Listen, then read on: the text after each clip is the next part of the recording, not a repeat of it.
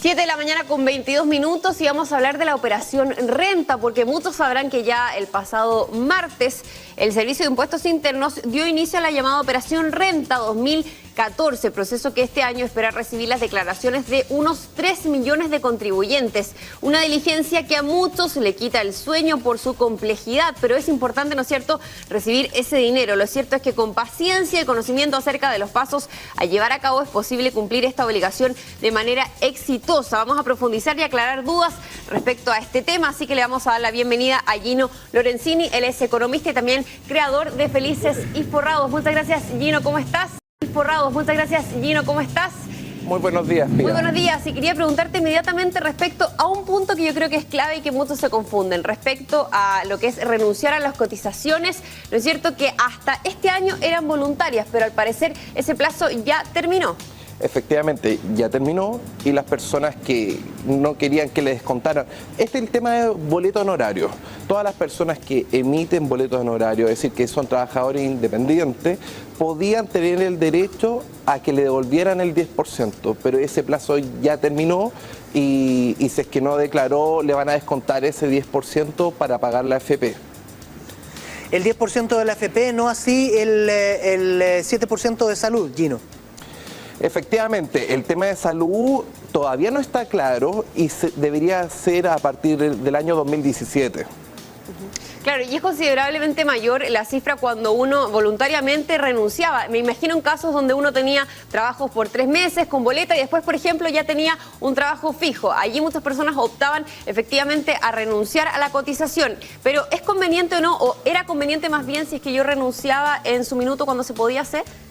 Sí era conveniente porque finalmente ese es un ingreso que te llega directo y obviamente que si es que tengo duda respecto a la rentabilidad que puede tener la AFP, no es tan conveniente. De hecho es mucho más conveniente que el independiente se imponga con APB porque obtiene un 15% adicional bonificado por el Estado. Entonces es mucho mejor que el independiente deposite en APB que directamente en su cuenta obligatoria, va a pagar mucho más caro.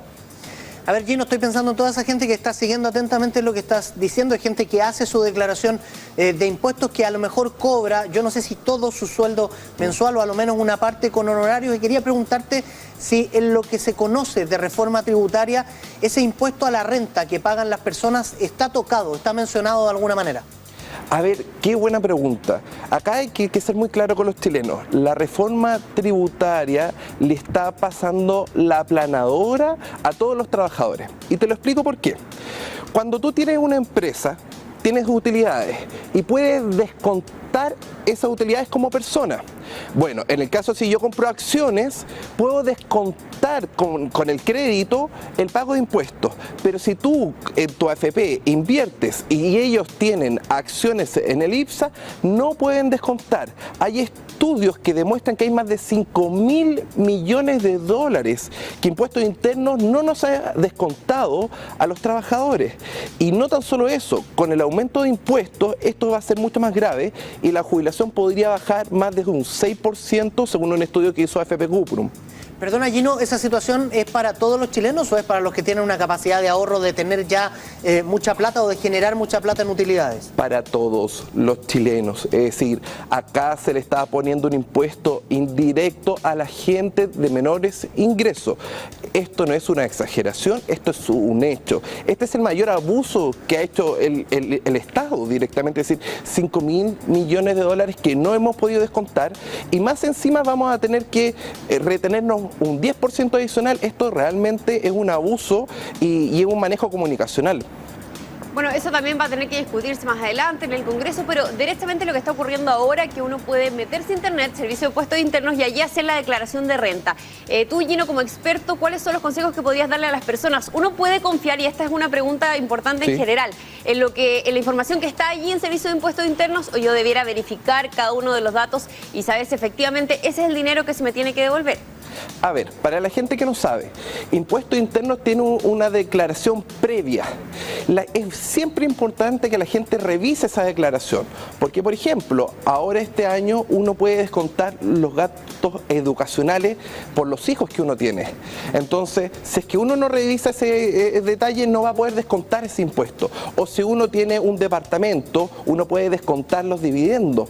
Y si es que no lo puso el Servicio de Impuestos Internos y tú no te enteras, no lo puedes descontar. Entonces, siempre acá la prioridad parte por la persona que revise su declaración y que la acepte o la complemente. Si uno tiene mayor antecedentes, como que tiene una cuenta de ahorro y que de hecho la reforma tributaria elimina el 57 bis, es decir, el gran mecanismo de ahorro que teníamos en la AFP se está eliminando. Entonces, realmente esta reforma está muy mal pensada y lo que no se ha dicho públicamente es que esta reforma le va a bajar en un 90% el impuesto que pagan los empresarios. ¿Por qué creen que el otro día estaban tan contentos, metiéndose la mano al bolsillo?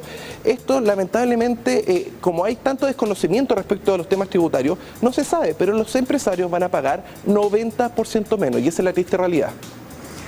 Finalmente, Gino, quería preguntarte qué pasa cuando los agentes retenedores, que son actores súper relevantes de este proceso de Operación Renta, fallan, cuando son ellos los que se equivocan, te informan mal o no te informan. Bueno, ahí uno tiene que venir y tiene un plazo, es decir, uno tiene hasta el 26 para hacer la declaración, corregirla varias veces. Si es que un agente retenedor no informa, yo tengo que venir y pedirle la información y subirla a Impuestos Internos.